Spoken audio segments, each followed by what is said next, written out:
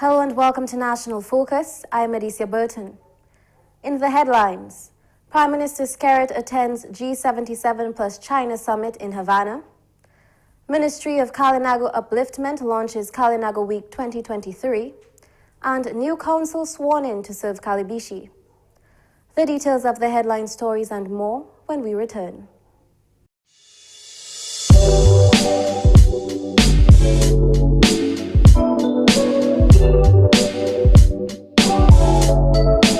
Welcome back. Prime Minister Honorable Roosevelt Skerrit has arrived in Cuba to attend the Group of 77 plus China Summit taking place in Havana. The two-day summit runs from September 15 to 16 under the theme, The Current Challenges of Development, Role of Science, Technology and Innovation. Prime Minister Skerrit has joined other world leaders to discuss current development challenges facing member countries and to seek common solutions. The summit is set to issue final declarations, which outlines the purposes and principles of the BLOC and addresses the needs of developing countries. Parliamentary Secretary in the Ministry of the Environment, Rural Modernization, Kalinaga Upliftment and Constituency Empowerment, Honorable Darren Lloyd, and Dominica's Ambassador to Cuba, His Excellency Ian Douglas, form part of Dominica's delegation to the summit. Minister for Finance, Economic Development, Climate Resilience and Social Security, Honorable Dr. Irvin McIntyre, will act as Prime Minister during the absence of Prime Minister Skerrit. The Ministry of Kalinaga Upliftment, in collaboration with the Kalinaga Events Committee and Kalinaga Council, has launched activities for Kalinaga Week 2023. This year's Kalinaga Week activities are scheduled from September 16 to 23 under the theme, Our Land, Foothold of Our Survival. Kalinaga Week began as a movement in 1981 in remembrance of the lives lost in the historical Kalinaga Uprising, which occurred on September 19, 1930. Minister for Kalinaga Upliftment, Honorable Kozia Frederick, spoke of the growth of Kalinaga Week since its conception in 1981. The Kalinaga Week of activities really evolved, and we have seen a progression of activities and involvement of community. So it first began as sort of a cultural movement, one that responded to the situation of in the 1970s. There was Black Power movement, and there was a conscious Kalinaga movement led by Prosper Paris and a few others who did the cultural group, the California Cultural Group. And then it sort of evolved naturally to involve schools and even the church and all the civil society members. In the past few years, we have seen the involvement of government institutions across the board. And so it moved from just being a community activity with the leadership from the councils and various chiefs to have interministerial connection. Kalinaga Week 2023 forms part of the calendar of activities for independence this year. Development Officer of the Kalinaga Territory, Mr. Donaldson Frederick, says Kalinaga Week offers a unique experience to appreciate Kalinaga heritage. Today we are happy that through the efforts of our son of the soil, the Honorable Kozia Frederick, this year's Kalinaga Week will form part of Dominica's independence celebration. We are happy to invite everyone to the Kalinaga Territory from the 16th to the 23rd of September 2023 to our unique event of activities to experience the rich culture, the tradition, and of course, have a lasting memory. He announced the activities that will take place for Kalinaga Week 2023. We will start on Saturday, September 16th, with a Wiku Juve. And that will start at the Sensi community, and we'll move on to Bataka, where it will end. On Sunday 17th, at 10 a.m., we will have a memorial service at the Salibia Catholic Church in Salibia in recognition of our fallen heroes. And on Monday 18th, 9 a.m., we'll be having school lectures. Kalinaga Week 2023 will also include the Miss Kalinaga pageant, which is carded for Saturday 16 at 8 p.m. at the Karina Cultural Village, where 4 beauties will compete for the title. On Tuesday 19, a smoke ceremony will be hosted at the 1930 Memorial Site in Sensi, followed by a naming ceremony at the Kalinaga Barana Ote. On Wednesday 20, a Kalinaga Economic Forum will commence at the Kalinaga Barana Ote. Thursday 21 is Kalinaga Dress Day 2023 and the Kalinaga Spelling Bee competition. And on Saturday, September 23, a ceremony honoring presidential nominee Mrs. Sylvanie Burton. Minister Frederick says one of the major objectives of Kalinaga Week is the empowerment of Dominica's indigenous people.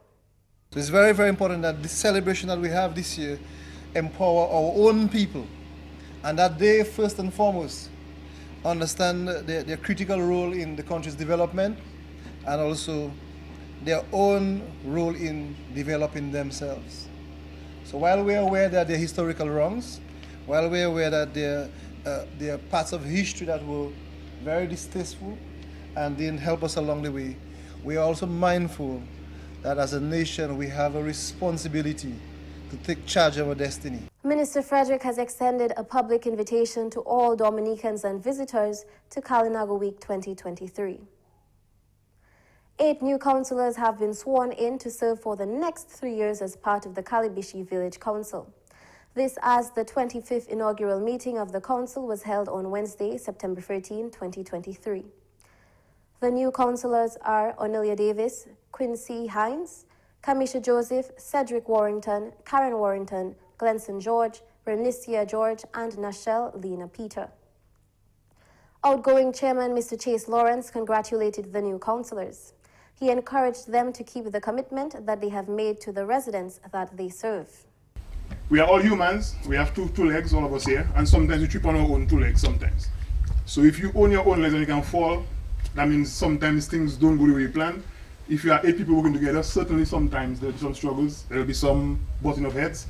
But if you fall, you will not stay down, you'll get up. So even when you have little buttons of heads as councillors, make sure you get back up and you continue what you have to do as councillors. Okay? Next thing I want to do is to implore you to keep the commitment that you give to the community. Sometimes, like I said, things get hectic, but you committed to 3 years. You committed to serving the community. I want to implore you to keep the commitment and see it to the end. Newly elected chairman, Mr. Cedric Warrington, says the priority of this council is to build a strong community. I want us to work as a team and try to accomplish the plans that we present to the people. Our priority is to build strong and better community, and therefore we soliciting the support and involvement of all. Member of Parliament for the Paybush constituency, Honorable Lakia Joseph, also congratulated the new councillors. She thanked them for making themselves available to serve. She pledged her commitment to working with the council for the development of the community. I would like to express my heartfelt gratitude to all of those who have placed their trust in this newly elected council. Your faith in us, and I say us because I am as much a member of the council as them, and it is our responsibility that we should not take lightly. We pledge to work tirelessly to fulfill the expectations and beyond that you have for us. So don't stay on the sidelines, and you can criticize, but ensure that you let them and let us know what we should be doing, what is not going right, or what should be going, because that's how we will learn and that's how we will progress as a people. So as we embark on this journey, let us remember that it is not the titles we hold that define us, but the actions we take and the positive impact we leave on our community. Let us work hand in hand, united in our love for Kalushi, to create a community that we are all proud to call.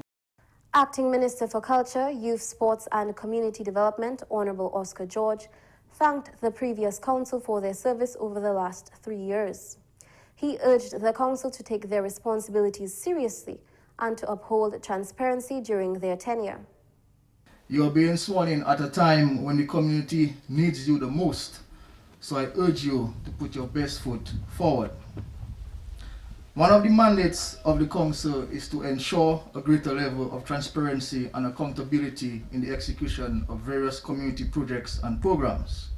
It is the responsibility of the council to take every step in being accountable for the use of funds provided by the various ministries and outside agencies. I wish to urge your council and other councils to continue to exercise prudence in the execution of its responsibilities. Be proactive in providing leadership at the community level. This is my challenge to you, this new council, today. Let's be proactive. Let's make things happen. Let's not just sit around and wait for things to happen. Let's push it forward and get it done. Meanwhile, Minister for Tourism, Honorable Dennis Charles, represented Prime Minister Honorable Roosevelt Skerrit. She told the council that they should work with the residents and the government to develop the tourism product of Kalinaga.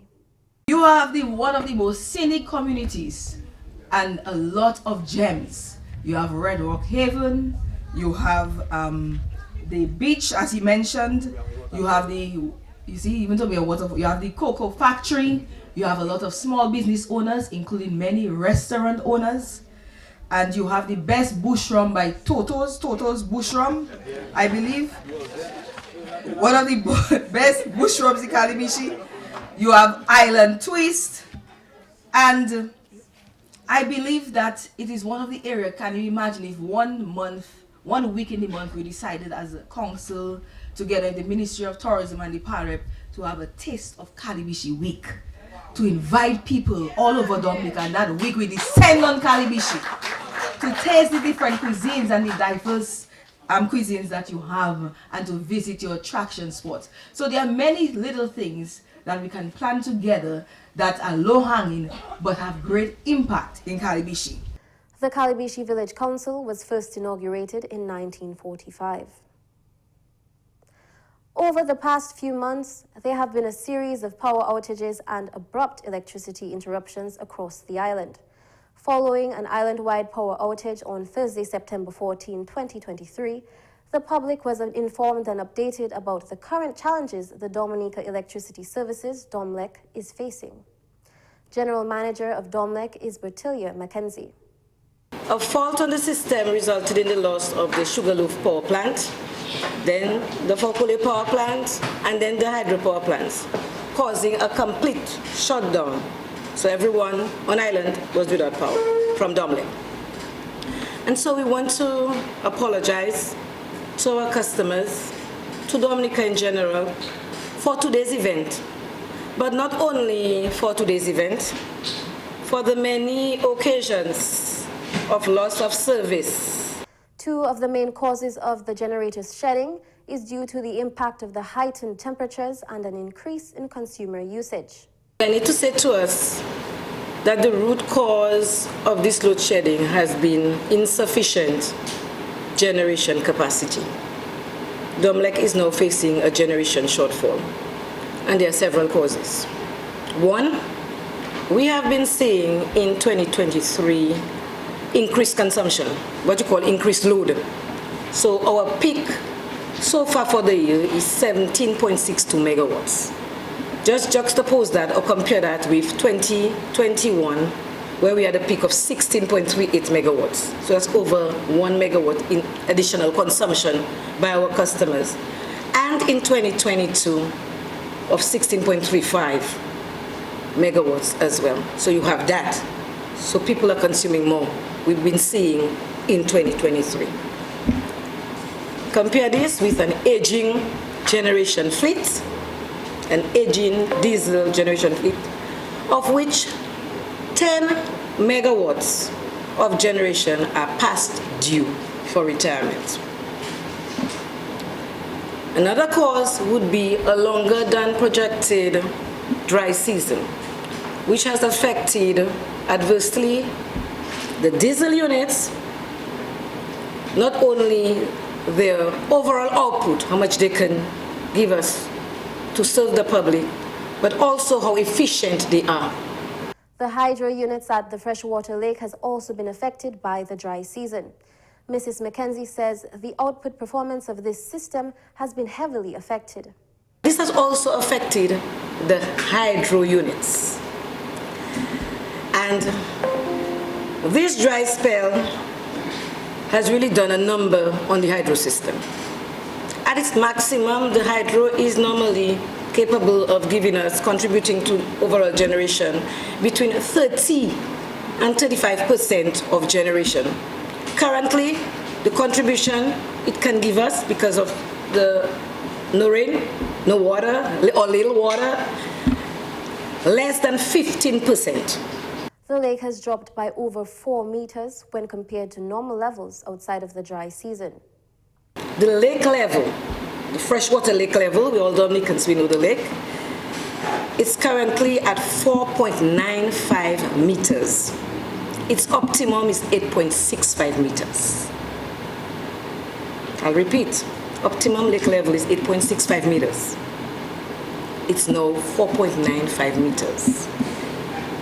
Government has provided Domlec with an 800 kilowatt generator to assist with the current challenges and has also engaged an overseas consultant to conduct an assessment of the generators and provide a recommendation. Domlec has also sourced the services of a consultant, a generation consultant from St. Lucia to undertake an assessment of our generation system. An independent person to come and tell us, to help us with what's going on. His initial stint commences on Monday, September 18th, and we'll conclude on the 22nd as initial stint, but we expect him to return. So he's going to undertake the assessment, tell us what he sees, and give us recommendations and so on. You're watching National Focus. More when we return.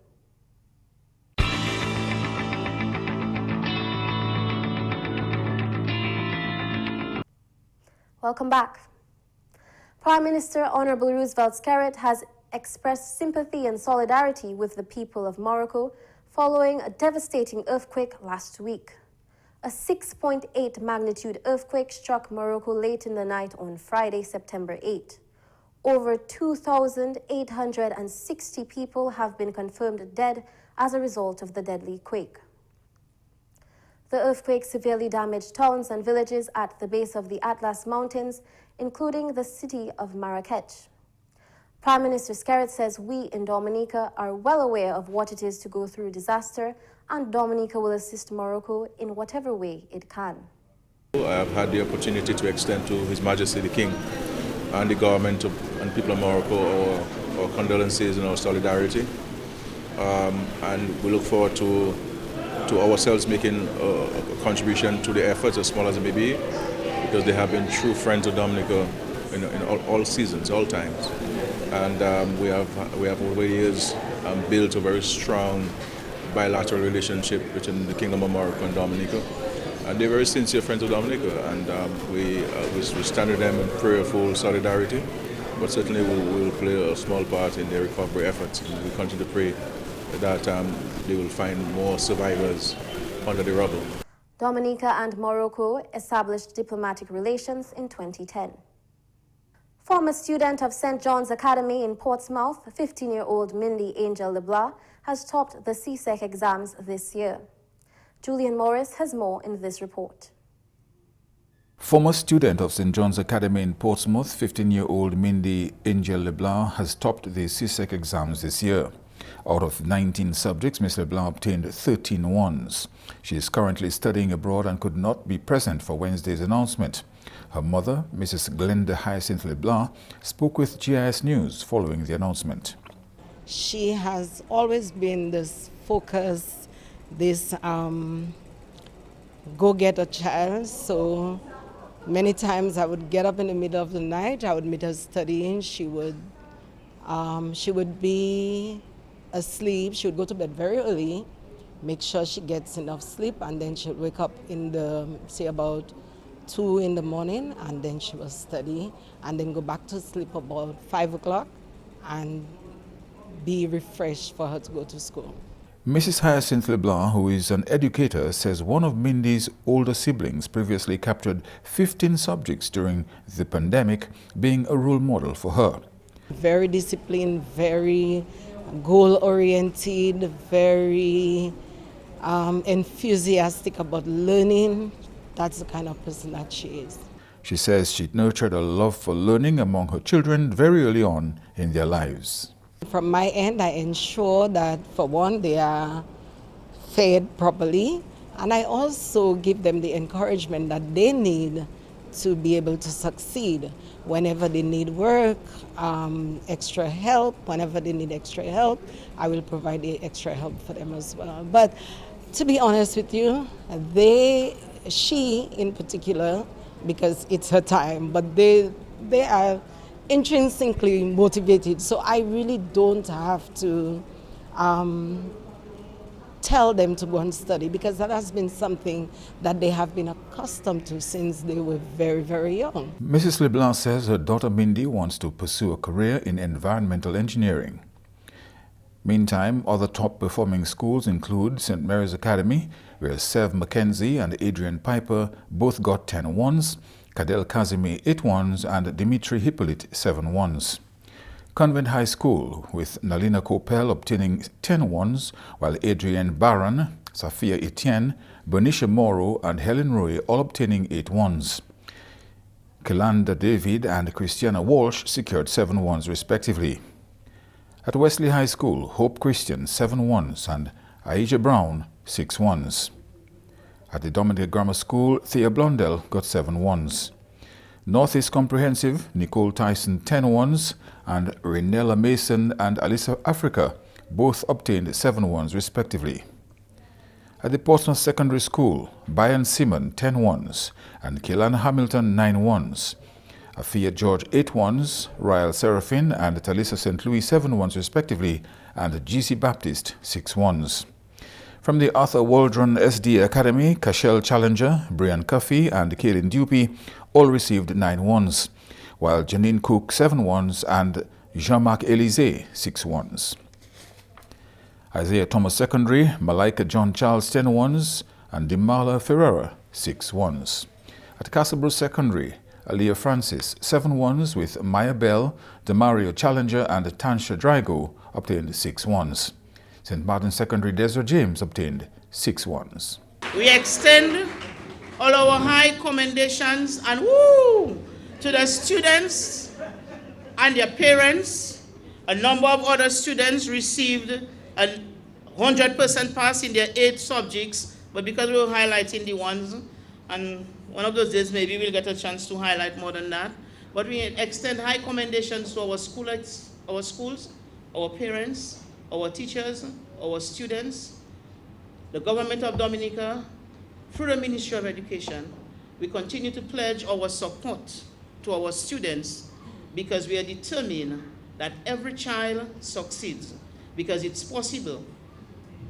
I might be dumb in physics, but I might be a genius in English B. So all of us have our genius inside of us. I again say to our officers and our Ministry of Education people, those who work at the school, the teachers, pay attention to details. Activate your affective domain and bring people up. If you look after people, God will look after you, and He does all things well. The Minister for Education has congratulated the students, saying they have once again made Dominica proud. This year, we are happy to report that our students had great improvement in social studies, as you heard, and for this they deserve a round of applause. We have also improved significantly in English with 85.7% pass. We want to go heading for 90, we end up with 85. Let's still clap. And we are happy that more than 60% of our students have passed 5 or more subjects, including English or maths. This indicates that our students have generally performed well, and many of them are meeting the set benchmark for success in secondary school. The minister highlighted concern with the number of candidates who register but do not turn up for exams. 62 registered candidates never showed up for the exams. But we must pay attention to the number of students who are registering for subjects and are being absent or not submitting SBA. I want to say that sometimes the government of Dominica pays CXC support to students. If we pay money for a subject and you didn't show up to write it, I will reach a stage where we'll ask you to refund the government back its money. We have to, it's true, we have to, the way the world economy is coming, we can't just keep throwing money away. So don't tell me I pay $300, you had $600, we pay 50%, I pay $300 for subjects, and you didn't shop for 4 of your 6 subjects. No, somebody have to pay that money, because the next child wanted this year. Thank you, Julian, for that report. The Dominica Amateur Volleyball Association is ready to host the Eastern Caribbean Volleyball Association Under-23 Women's Volleyball Tournament. 9 teams will participate in the tournament from September 20 to 25 in Dominica at the Massac Indoor Sporting Facility. President of the DAVA, Mr. Albert Loblac, gave an overview of the upcoming tournament. He says the team has been in training for a while and a great performance is expected. Come September 20th, 8 teams from across the OECS will descend on the island to do battle with our home team, Dominica. It is the 2023 Under-23 Female Volleyball Tournament. This competition will take place at the Massac Indoor Facility. The participating teams are from the countries of Grenada, St. Vincent, British Virgin Islands, St. Lucia, Antigua, Anguilla, Saba, Dutch St. Martin, and host country Dominica.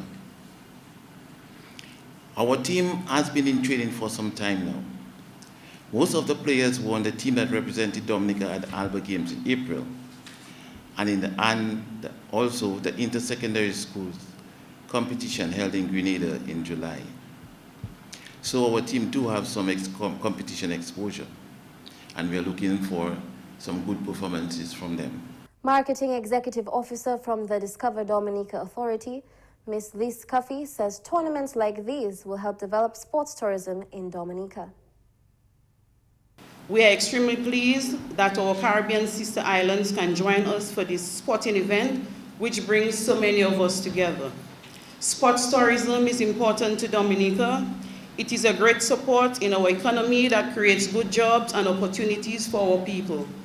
Sports tourism has put Dominica on the global map.